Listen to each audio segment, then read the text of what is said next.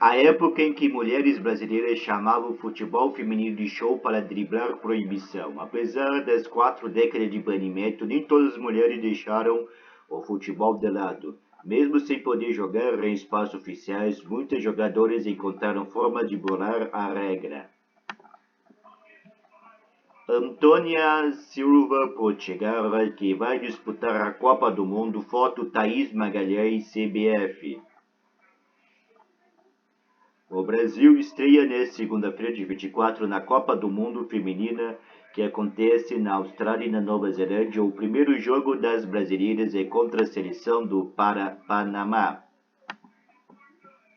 As brasileiras estão em sua 9ª edição da Copa do Mundo, a última de Marta, às 6 vezes eleita melhor jogadora do mundo. No entanto, o futebol, considerado o esporte brasileiro por excelência por mais de 4 décadas, foi proibida para as mulheres do Brasil. Em 14 de abril de 1941, o presidente Getúlio Vargas assina um decreto que proíbe as mulheres de praticarem esportes que não fossem adequados à sua natureza, cabendo ao Conselho Nacional de Desportos, CND, a regulamentação e a fiscalização.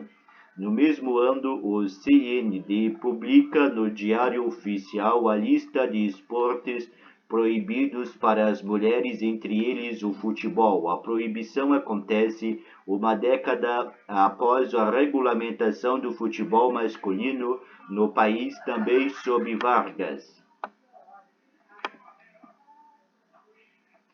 Durante o governo Vargas, há uma necessidade grande de construir uma identidade nacional para o país associada ao futebol dos homens, ao samba. Quer-se construir a imagem de uma nação forte, uma nação viril, uma nação ágil, e isso é muito associado ao futebol masculino, e é nesse momento a proibição do futebol feminino acontece, explica a historiadora Natália Fernandes Passanha, que estuda esse período em seu doutorado da Universidade Federal Fluminense, UFF. A interdição acontece em um período que diversos clubes de mulheres apareciam no Brasil, como o Primavera Futebol Clube e o Cassino Realengo, no Rio de Janeiro, ou o Araguari de Minas Gerais. Nos anos 1940, a gente tem um crescimento muito grande da prática desse futebol. Se você pega o Jornal dos Esportes, por exemplo, ele narra inúmeras partidas, conta a pesquisadora.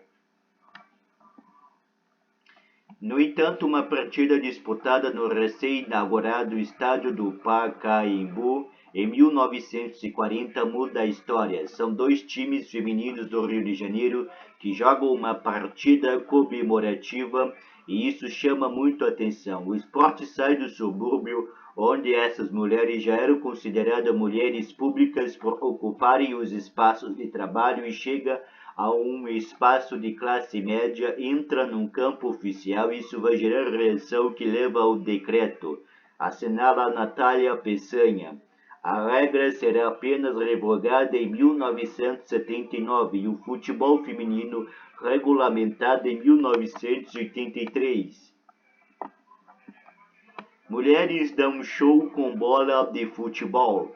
Apesar das 4 décadas de proibição, nem todas as mulheres deixaram o futebol de lado. Mesmo sem poder jogar em espaços oficiais, muitas jogadoras encontraram forma de burlar a regra. Como quem fiscaliza o futebol feminino é o Conselho de Esportes, o futebol passa a ser chamado de show ou fazer parte de eventos beneficentes para fugir da alçada dos esportes. Nos anos 1920 e 1930, o futebol feminino aparecia nos circos, por exemplo, como um espetáculo exótico. Depois da proibição, essas mulheres encontraram como forma de continuar a jogar bola o caminho do show, relata a doutoranda da UFF. Quando a mulher chama aquela partida de show, não é um esporte, então não cabe ao CND controlar. Quando você diz que é uma partida beneficente em homenagem a fulano de tal, não é esporte, não visa profissionalização.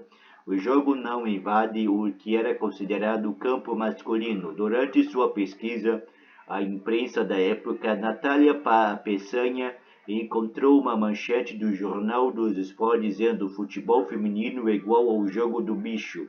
É proibido, mas todo mundo joga. A interdição será reiterada por um novo decreto editado em 1965. A revogação dessa regra só acontece em 1979, quase 10 anos depois da realização das primeiras Copas clandestinas de futebol feminino, na Itália e no México.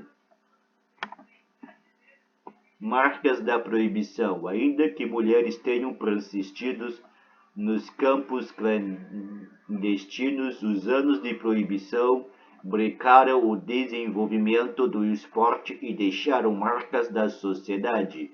O legado subjetivo dessa proibição é muito presente no imaginário de que a mulher não entende de futebol, não sabe jogar futebol, do assédio que a mulher sofre no estádio, da forma de violência verbal, considera Natália Peçanha da UFF.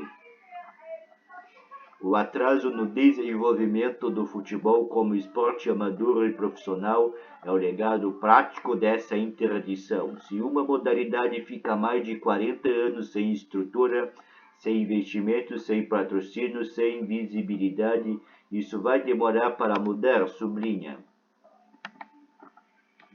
Em 2007, quando a seleção feminina de futebol foi vice-campeã do Mundial, o Brasil ainda não tinha um campeonato nacional para as mulheres. Foi apenas em 2013 que a CBF criou o Brasileirão Feminino, uma nova esperança. Em 2019, quando a seleção brasileira foi eliminada da Copa da França, Marta fez um desabafo, lembrando o país que o futebol feminino precisava ser mais profissionalizado.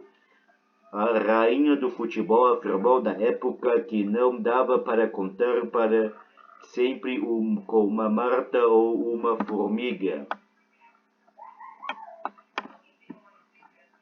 4 anos depois, Marta jogará sua última Copa do Mundo feminina da Oceania.